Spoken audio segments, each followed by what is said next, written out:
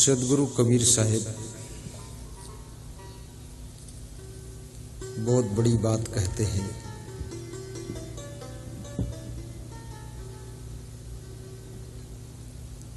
कि संसार में हर जीव दुखी है।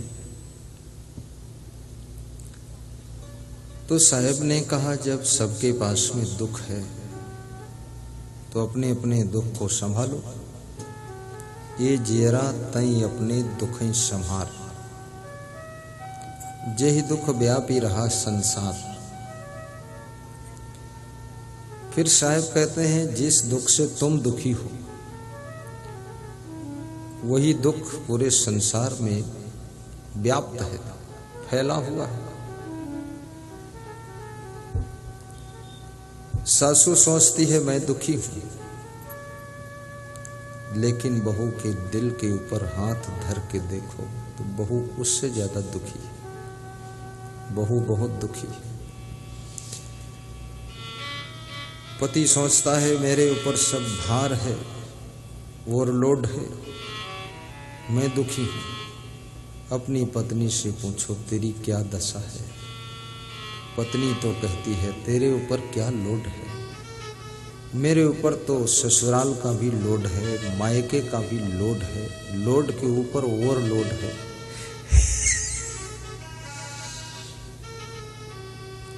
कितनी स्त्रियां ससुराल और मायके का दोनों लोड लेकर चलती है, बड़ी बलवान है, पहलवान है, दोनों लोड संभालती है।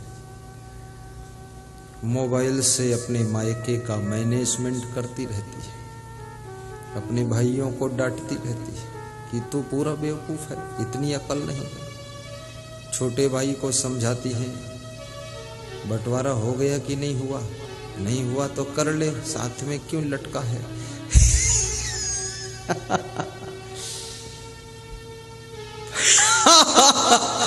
फालतू लोड ले लेकर के परेशान हो रहे हैं।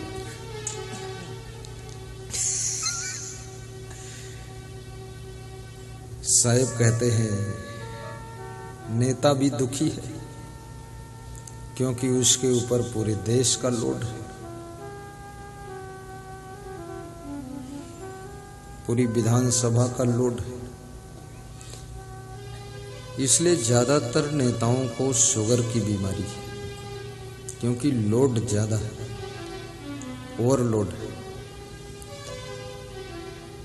अपना विधानसभा क्षेत्र भी देखना है, फिर मिनिस्टर बन गए, पूरा प्रदेश भी देखना है, देश भी देखना है। फिर उनकी टांग खींचने वाले और नेता भी हैं, उनको भी देखना है। एक नेता कह रहा था कि मैं तो टांग खींचने वालों के चक्कर में थक जाता, जरस चूक जाऊं तुरंत पद से हट जाऊंगा। तो बहुत लोगों के हाथ पांव जोड़ना पड़ता है, बहुत चमचागिरी करना पड़ता है, और श्रीमान श्रीमान, माननी माननी, आदरणी आदरणी, घर में आकर इतनी गाली देता हूं इन दुष्टों को। काहे कि माननी है, कहने से मानते नहीं तो माननी क्या है।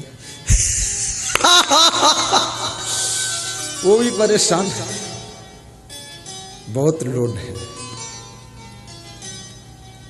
जनता भी दुखी है कि जितने वादा किया था, चुनाव के समय घोषणा पत्र पढ़ा था, उसको तो भूल ही गए, कुछ किया ही नहीं। मिलने जाओ तो मिलते नहीं, सामने बैठो तो पीछे रास्ते से निकल जाते हैं। जनता भी दुखी है, पड़ोसी भी दुखी है। दूसरा पड़ोसी कचड़ा उसके तरफ फेंक देता है, छत के ऊपर से फेंकता है, रात में फेंकता है। सवेरे पड़ोसी देखता इतनी गंदगी पड़ी है, मुर्गी के पंख भी हैं और अंडा का खोखला भी है, ये कौन डाला है। तो पड़ोसी से बोलता तूने डाला। बोले मेरे को बोलोगे तो मैं जैसे मुर्गा के पंख नोचे गए ऐसे तेरे को नोच डालूंगा। बहुत दुख होता है। अब इतना दुख संसार में कैसे पैदा हुआ है? विद्यार्थी भी दुखी है कि इतना बड़ा कोर्स, इतना बड़ा सिलेबस, इतना बड़ा पाठ्यक्रम, सारी पुस्तकें, कापियां सब विद्यार्थी के पीठ पर लाद दी जाए तो उसकी रीढ़ टूट जाए, इतना वजन बनाए। मुझे तो लगता है ये जो पाठ्यक्रम बनाने वाले हैं ना, ये बहुत बेवकूफ लोग बैठा है, बहुत सारी फालतू चीजें पढ़ाता है। मैं भी पढ़ा हूं, पूरा लाद के गड्ढा ले जाते थे, कोई मतलब नहीं, वो यहाँ कुछ काम आता नहीं। जिंदगी में काम आने वाली चीजें पढ़ाओ। और इतने सब्जेक्ट है, उसमें कोई एक भी सब्जेक्ट नहीं है कि माता पिता के साथ व्यवहार कैसा करना चाहिए। ये सब्जेक्ट नहीं पति पत्नी को कैसे रहना चाहिए, ये भी कोई सब्जेक्ट नहीं बहन का क्या महत्व है, भाई का क्या अस्तित्व है, ये भी सब्जेक्ट नहीं दादा दादी खेत की मूली है कि खेत की गाजर है कि घर का कोई आदमी है, कुछ नहीं। बहुत पढ़ने लिखने के बाद भी घर में महाभारत शुरू, वही बेईमानी, वही अन्याय, वही छल कपट, वही चालाकी, वही द्वेष भावना, वही क्रोध भरा हुआ है, बदतमीजी और ज्यादा हो गई है। क्या मतलब निकला? एक सब्जेक्ट ऐसा सिलेक्ट कर लो जिससे कम ये बच्चा जवान होते होते इंसान बन करके खड़ा हो सके और इस भारत देश को वास्तव में महान बना सके। ऐसा सब्जेक्ट एक होना चाहिए।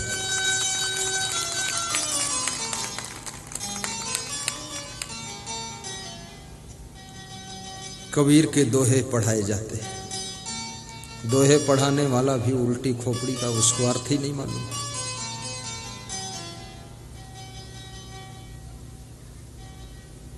कुसमानस की चौपाइयाँ आती, राम केवट संवाद हमारे पीरियड में कक्षा 7 या 8 में पढ़ाया जाता था। मांगी नाव न केवट आना, कहे तुम्हार मरम नहीं जाना। तो जो टीचर पढ़ाता था हिंदी, वो बहुत बैधुल्ला आदमी था, पूरा बुद्धिहीन, बस तमाकू खाकर आता था, बोलता था मांगी नाव न केवट आना। तो हमने कहा मांगी नाव न केवट आना और मांगी तंबाकू तुरंत ले आना। मेरे से बड़ा नाराज रहता था। ये है विद्यार्थी खतरनाक है, अर्थ समझाना नहीं आता है। याद रखना, कक्षा 1 से लेकर के आखिरी तक नैतिक शिक्षा, सामाजिक शिक्षा, पारिवारिक शिक्षा, स्वास्थ्य की शिक्षा, रिश्तों की शिक्षा, मानवता की शिक्षा, व्यवहार कुशलता की शिक्षा, वाणी सुधार की शिक्षा, चरित्र के महत्व की शिक्षा, इसकी बड़ी आवश्यकता है। चरित्र जीरो है, बेविचार बढ़ता जा रहा है, शिक्षा का सिलेबस बढ़ता जा रहा है, मोटा बस्ता लादे रहो, कुछ आचरण भी तो सिखाओ। ये क्या पढ़ा रहे हो? और आचरण विहीन व्यक्ति, चरित्रहीन व्यक्ति, कर्तव्य से विचलित हुआ मनुष्य, जिसका स्वभाव बिगड़ गया है और जिसकी वाणी बिगड़ी हुई है, जिसका नेचर, लेक्चर, पिक्चर, स्ट्रक्चर सब कुछ डिस्टर्ब हो चुका है, वो चाहे जितनी बड़ी डिग्री प्राप्त कर ले, चाहे दुनिया में कितना धन कमा ले, चाहे कितने ऊंचे पद पर पहुंच जाए, लेकिन उसको सुख शांति नहीं मिल सकती है। सुख शांति उसी को मिलती है जो अपना सुधार कर पाता है।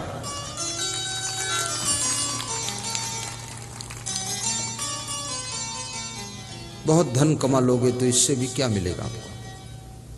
क्या मिलेगा? धन की अंधी दौड़ में बहुत लोग दौड़ रहे हैं। मैं धन का विरोध नहीं करता हूं, कहता हूं कि धनवान बनो, लेकिन धन ही सब कुछ नहीं।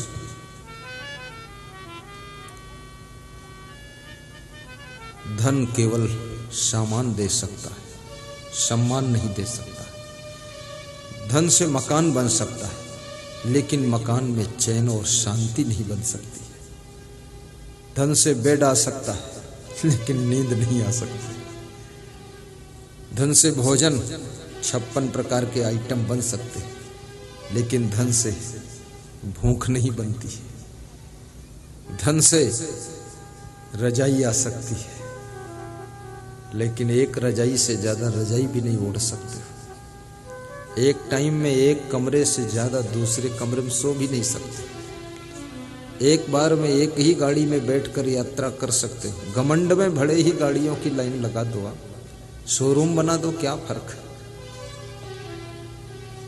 लेकिन प्रकृति ने व्यवस्था बनाई है। तुम कितना कमा लो, बना लो, बचा लो, रख लो, छीन लो, बेईमानी कर लो, कुछ भी कर लो, लेकिन प्रयोग तुम भी सीमित कर सकते हो, लिमिट में कर सकते हो। अपने लिए ज्यादा यूज नहीं कर सकते हो, बाकी सब धरा रह जाएगा। किसके लिए बेईमानी कर रहे? लोग भाई के साथ बेईमानी करते हैं। पति पत्नी में भी चालाकी चलती है, दोनों दांव खेलते हैं, बड़े खिलाड़ी। पत्नी ऐसा दांव मारती है, पति की पैंट से रुपया निकाल लेती है, फिर बताती है अपने घर में कुछ बाहर की हवा आई है। पति भी सोचता है हवा तो अंदर ही घर में रहती है, पत्नी से बड़ी हवा और कौन हो सकता है। पति भी बड़ा चोट्टा है, पत्नी का जेवर चुरा कर बेच लेता है। कहता है कहाँ गिरा कर आई हो, हर समय गला कौन देखेगी, रात में निकाल लिया पति ने। आपस में भी प्रेम नहीं है, निर्मलता नहीं, सुख कहाँ मिलेगा। कम से कम पति पत्नी दोनों का दिल एक होना चाहिए, मन एक होना चाहिए। अथर्ववेद के ऋषि ने लिखा है, जिस घर के नर नारियों के मन एक, विचार एक, निश्चय एक, संकल्प एक, वहां दुख नहीं रहता है, वहां कभी भी दरिद्र नहीं आता है, वहां कभी भी कष्ट नहीं आते हैं, वहां सदैव लक्ष्य की प्राप्ति होती है और लक्ष्मी की भी प्राप्ति होती है। कितने घरों में जितने लोग हैं उतने विचार हैं, जितने लोग हैं उतने निश्चय संकल्प। कोई संकल्प बना रहा ट्रैक्टर खरीदूंगा, दूसरा संकल्प बना रहा नहीं टैंकर लाऊंगा, तीसरा संकल्प बना रहा नहीं कैसियो बाजा खरीद कर पीठ पे लाद के बजाता घूमूंगा, चौथा संकल्प बना रहा है कि डांस करूंगा और कुछ नहीं करूंगा, जहां देखो वहां कमर हिला दूंगा, पांचवा लेडीज संकल्प बना रही गोटेदार लहंगा पहनूंगी और गोटेदार लहंगा डाल के निकलूंगी और छुरिया चलवा दूंगी, मतवाली चाल चलूंगी। दुनिया भर का संकल्प अलग अलग बनाओगे, किसी का संकल्प पूरा नहीं होगा। एक संकल्प होना चाहिए, एकता। मधुमक्खियों का एक संकल्प रहता है कि फूलों का रस ला करके शहद बनाना है, अपने अंडे बच्चों को विकसित करके आगे जनरेशन को बढ़ाना है और साथ में हिल मिल कर रहना है। कोई यदि आक्रमण करता है तो इसको छोड़ना नहीं है, छेड़ने वाले को छोड़ना नहीं है, और जो नहीं छेड़ेगा उसके पास में जाना नहीं है। मधुमक्खियां एक संकल्प, आत्मघाती हमला करता, उनको जो छेड़ेगा तो फिर वो छोड़ेंगे नहीं, छेड़ोगे नहीं तो तुम्हारे घर के दरवाजे पर वे रहेंगे पर तुमको काटेंगे। बड़ी समझदार। We'll be right back.